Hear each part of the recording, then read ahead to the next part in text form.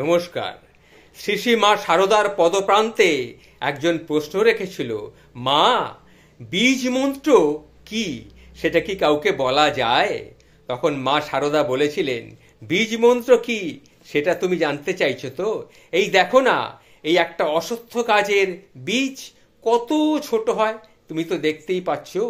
কিন্তু সেই বীজটিকে যদি আপনারা যত্ন করে একটুখানি ভালো জল দিয়ে বড় করি, তাহলে কি হয়?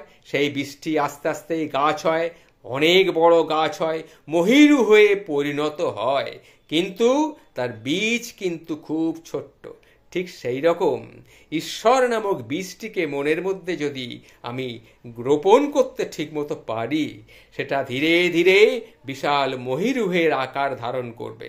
সুতরাং বীজমন্ত্র নিজের মধ্যেই রাখতে হয়, কাউকে বলতে নেই, অন্তরের মধ্যেই সেটা সীমাবদ্ধ থাকা উচিত।